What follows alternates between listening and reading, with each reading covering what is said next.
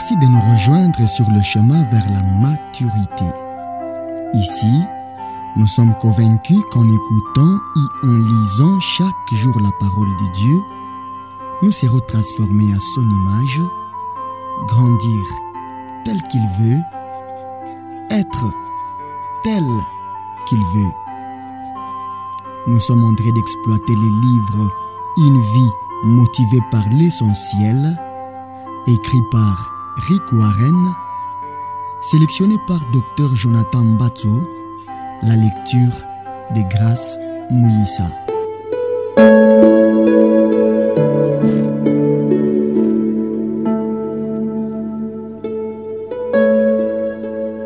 Jour 26. Grandir dans la tentation. Heureux l'homme qui supporte patiemment la tentation, car après avoir été éprouvé, il recevra la couronne de vie que le Seigneur a promise à ceux qui l'aiment. Jacques 1, 12. La tentation a été mon pédagogue spirituel. Martin Luther. Chaque tentation est une occasion de faire le bien. Même la tentation peut vous aider à grandir spirituellement parce qu'elle vous donne l'occasion de choisir entre le bien et le mal. Elle représente l'arme préférée de Satan pour vous détruire. Mais le Seigneur veut l'utiliser pour vous faire grandir. Chaque fois que vous choisissez de faire le bien au lieu de pécher, vous grandissez dans votre ressemblance à Christ. Pour comprendre cela, vous devez d'abord connaître les qualités du caractère de Jésus. Le fruit de l'esprit les décrit bien. Le fruit de l'esprit, c'est l'amour, la joie, la paix, la patience, l'amabilité, la bonté, la fidélité, la douceur, la maîtrise de soi. Galates 5, 22 à 23. Ces 9 qualités développent le plus grand commandement et décrivent bien Jésus-Christ.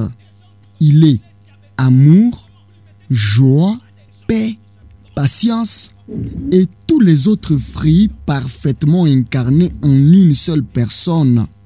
Avoir le fruit de l'esprit, c'est être comme Christ. Comment le Saint-Esprit produit-il ces 9 fruits dans votre vie? Allez-vous vous réveiller un matin en ayant 9 nouvelles qualités? Non. Les fruits grandissent et mûrissent toujours lentement. Il est important de connaître cette vérité spirituelle. Lorsque Dieu veut développer une qualité dans votre vie, il permet une situation où vous serez tenté d'exprimer le contraire de cette qualité. Le développement de votre caractère passe toujours par un choix et la tentation vous donne justement l'occasion de faire des choix. Par exemple, Dieu nous apprend à aimer en plaçant autour de nous des gens ennuyeux. Il est facile d'aimer des gens charmants qui nous aiment. Le Seigneur nous enseigne sa vraie joie dans les difficultés. Le bonheur dépend des circonstances extérieures, alors que la vraie joie est basée sur notre relation avec Dieu. Dieu développe sa paix en nous, non pas en réalisant tout ce que nous voulons, mais en permettant des temps difficiles. Nous développons la paix de Dieu en choisissant de lui faire confiance alors que nous aurions de bonnes raisons d'avoir peur et de nous inquiéter. De même, nous développons la patience lorsque nous sommes obligés d'attendre et que la colère grandit en nous. Dieu utilise la situation opposée à chaque fruit ou qualité pour vous donner un choix. Vous ne pouvez pas dire que vous êtes bon si vous n'avez jamais été tenté d'être méchant, ni dire que vous êtes fidèle si vous n'avez jamais eu l'occasion d'être infidèle. L'honnêteté grandit lorsque nous surmontons la vie d'être malhonnête. L'humilité, lorsque nous refusons de céder à l'orgueil, et la persévérance, lorsque nous renonçons à la tentation de tout abandonner. Chaque fois que vous triomphez d'une tentation, vous devenez un peu plus semblable à Jésus. Comment la tentation agit-elle? Il est assez facile de savoir comment Satan va agir.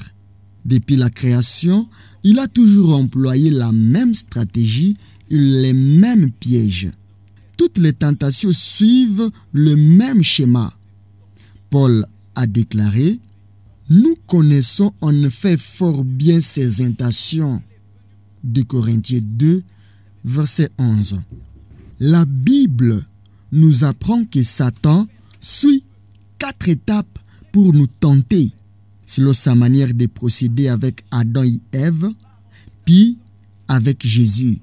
Première étape, Satan voit un désir en vous. C'est peut-être un mauvais désir, c'est venger, dominer les autres, ou un désir tout à fait normal, être aimé, être reconnu. La tentation commence lorsque Satan vous donne l'idée de céder à votre mauvais désir. Méfiez-vous des raccourcis. Ce sont souvent des tentations. Satan vous dit: tu le mérites. Tu dois l'avoir maintenant. Ce sera merveilleux, réconfortant. Tu iras mieux. Tu verras. Nous pensons souvent que les tentations viennent de l'extérieur. Mais Dieu dit qu'elles commencent en nous, dans notre esprit. Si vous n'aviez pas de désir intérieur, la tentation n'existerait pas. Jésus a dit: car c'est du dedans, c'est du cœur des hommes que sortent les mauvaises pensées, les adultères, les débauches, les meurtres, les vols, les cupidités, les méchancetés, la fraude, le dérèglement, le regard envieux, la calomnie, l'orgueil, la folie. Toutes ces choses mauvaises sortent du dedans. Marc 7, 21 à 23. Pour Jacques, c'était clair. Vos passions combattent dans vos membres. Jacques 4, verset 1er. La deuxième étape est le doute. Satan tente de vous faire douter de ce que Dieu a dit concernant les péchés en vous demandant: est-ce vraiment mauvais? Dieu a-t-il réellement interdit cela? Cette interdiction n'est-elle pas adressée à quelqu'un d'autre ou à une autre époque? Après tout, le Seigneur ne souhaite-t-il pas mon bonheur? La Bible nous avertit: prenez donc garde, mes frères, que personne parmi vous n'ait le cœur mauvais et incrédule au point de se détourner du Dieu vivant. Hébreux 3, verset 12. La troisième étape est la tromperie. Satan, faux ou à moitié vrai, il remplace la parole de Dieu par ses mensonges. Satan vous dit: tu ne mourras pas, mais tu deviendras plus sage comme Dieu. Tu trouveras toujours une solution. Personne ne le saura. Jamais. De toute façon, tout le monde le fait. Ce n'est que petit péché. Mais commettre un petit péché correspond au début d'une grossesse. Elle finit par se voir. La quatrième étape est la désobéissance. Vous mettez finalement votre mauvais désir à exécution. Votre idée devient une réalité. vous cédez à votre pensée. Vous croyez au mensonge de Satan et tombez dans ce piège. Jacques a dit, en réalité, tout être humain est tenté quand il se laisse entraîner et prendre au piège par ses propres désirs. Ensuite, tout mauvais désir conçoit et donne naissance au péché. Et quand le péché est pleinement développé, il engendre la mort. Ne vous y trompez pas, mes chers frères. Jacques 1, 14 à 16. Vaincre la tentation. Il est utile de connaître les stratégies de Satan, mais il faut surtout savoir comment vaincre la tentation. Refusez de vous laisser intimider. Beaucoup de chrétiens sont effrayés et découragés par les pensées tentatrices. Ils se sentent coupables de ne pas avoir dépassé ce stade. Ils ont honte d'être tentés. C'est une mauvaise compréhension de la maturité. Vous n'éviterez jamais la tentation. Dans un certain sens, la tentation devrait vous rassurer, car Satan ne tente pas ceux qui font déjà sa volonté. Il saute à lui. La tentation prouve que Satan vous hait. Ce n'est pas un signe de faiblesse ou d'attachement à ce monde. Elle fait partie de la nature humaine, obligée de vivre dans un monde déchu. Elle ne doit donc pas vous faire peur ou vous décourager. Vous ne pourrez pas l'éviter complètement. Acceptez ces faits. La Bible dit « quand vous êtes tentés » et non « si ». Paul nous avertit « les tentations qui vous ont assaillis sont communes à tous les hommes ». 1 Corinthiens 10, verset 13. Être tenté n'est pas un péché. Jésus a été tenté sans jamais commettre de péché. Hébreux 4, verset 15. La tentation devient un péché lorsque vous lui cédez. Martin Luther a dit, « Vous ne pouvez pas empêcher les oiseaux de voler au-dessus de votre tête, mais vous pouvez les empêcher de bâtir un nid dans vos cheveux. Vous ne pouvez pas empêcher les diables de vous donner les mauvaises pensées, mais vous pouvez choisir de ne pas les suivre. Par exemple, beaucoup ne connaissent pas la différence entre l'attirance physique ou l'excitation sexuelle d'une part et la convoitise d'autre part. Pourtant, ce n'est pas pareil. Dieu a donné à chacun de nous une sexualité. Et c'est bon. L'attirance est une réaction naturelle, spontanée et donnée par le Seigneur face à la beauté physique, alors que la convoitise est un acte délibéré de la volonté. On choisit de commettre en pensée ce que l'on aimerait faire avec son corps. Vous pouvez être attiré sans choisir de pécher en convoitant. Beaucoup de chrétiens, surtout des hommes, se sentent coupables lorsque les hormones que Dieu leur a données fonctionnent. Lorsqu'ils remarquent une jolie femme, ils pensent qu'il s'agit de convoitise et se sentent honteux et coupables. Mais l'attirance ne devient convoitise que si l'on y pense sans cesse. En fait, plus vous vous approcherez du Seigneur, plus Satan essaiera de vous tenter.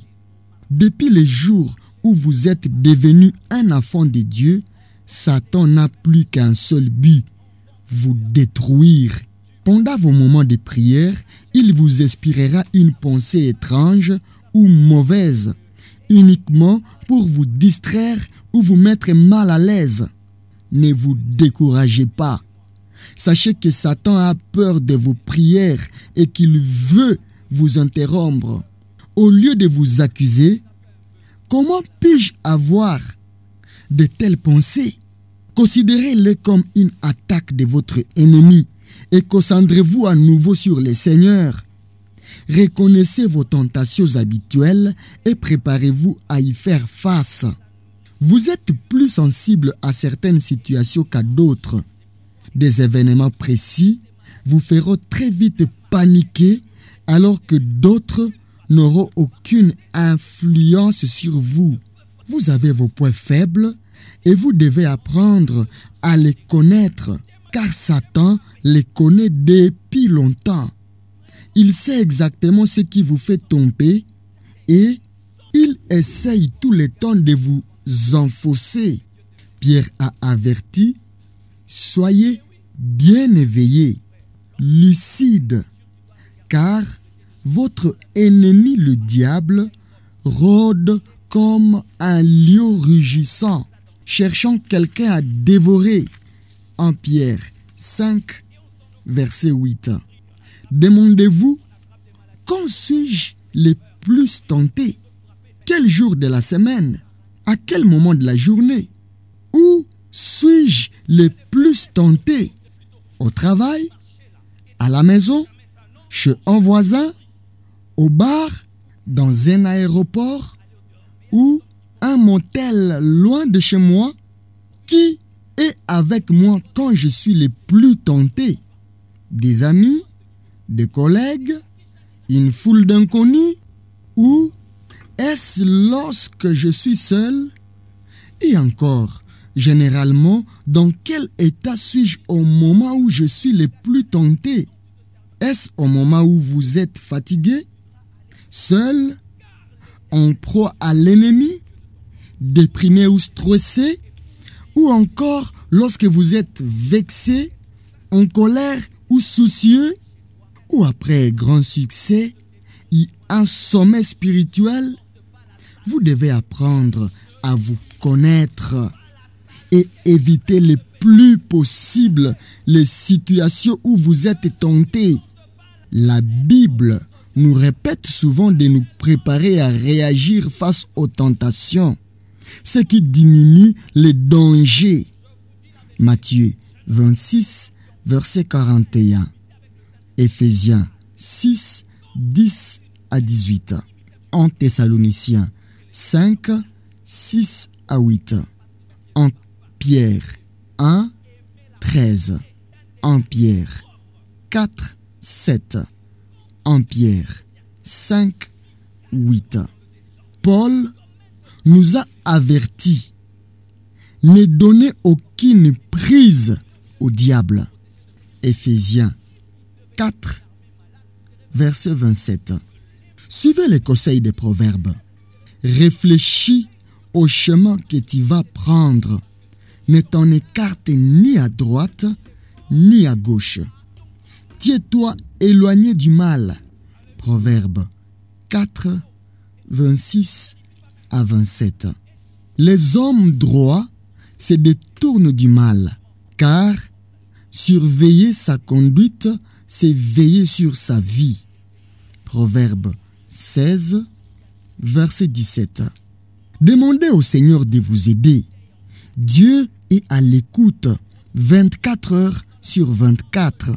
Il attend votre appel et veut vous aider à triompher de la tentation. Il a dit, fais appel à moi quand tu es dans la détresse. Je te délivrerai et tu m'honoreras. Psaume 50, verset 15. Voici un exemple de prière rapide. À l'aide, SOS, au secours, au moment de la tentation. Vous n'avez pas le temps d'adresser une longue prière à Dieu. Vous criez tout simplement. David, Daniel, Pierre, Paul et des millions d'autres personnes ont fait monter vers le Seigneur cet appel à l'aide quand ils étaient dans la détresse. La Bible promet que cette prière sera entendue parce que Jésus n'est pas indifférent à nos luttes. Il a connu les mêmes tentations que nous. Nous n'avons pas un grand prêtre incapable de compatir à nos faiblesses. Au contraire, il a été tenté en tout point comme nous, mais sans commettre des péchés.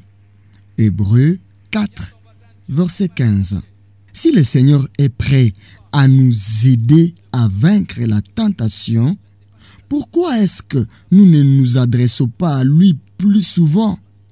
Parce que, parfois, nous ne voulons pas être aidés. Nous préférons céder à la tentation, même si nous savons que c'est mal. Nous pensons savoir mieux que Dieu ce qui nous convient. D'autres fois, nous n'osons pas appeler le Seigneur à l'aide parce que nous avons déjà cédé plusieurs fois à cette même tentation. Mais Dieu ne se met pas en colère et ne s'impatiente pas lorsque nous revenons en lui. La Bible dit: approchons-nous donc avec assurance du trône de la grâce, afin d'obtenir compassion et de trouver grâce pour être secouru au moment opportun. Hébreux 4, verset 16. L'amour de Dieu est éternel et sa patience est immense.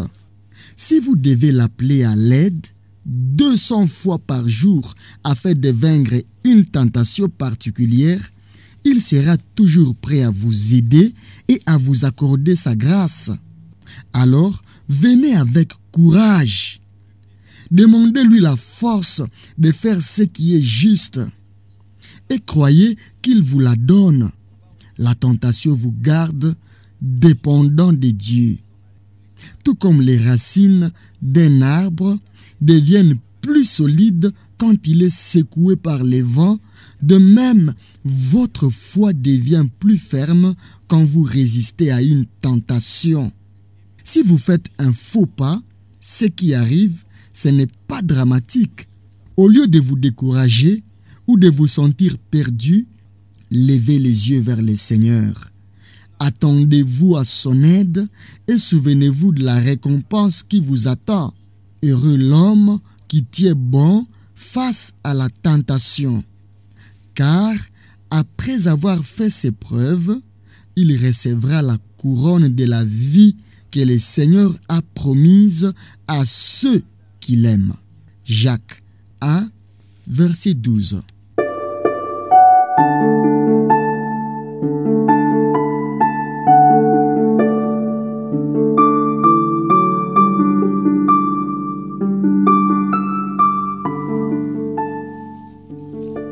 Jour 26. Définir mon objectif et idée à méditer. Toute tentation est une occasion de faire le bien. Verset à retenir: heureux l'homme qui tient bon face à la tentation, car après avoir fait ses preuves, il recevra la couronne de la vie que le Seigneur a promise à ceux qui l'aiment. Jacques 1, verset 12. Question à me poser: quelle qualité du caractère de Christ puis-je développer en résistant à la tentation qui revient le plus souvent dans ma vie?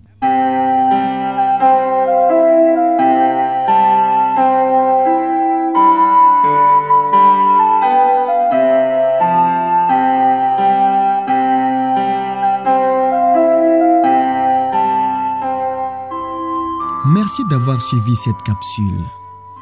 Elle est tirée du livre Une vie motivée par l'essentiel, écrit par Rick Warren, sélectionné par Dr Jonathan Batso, la lecture de Grace Mouyissa.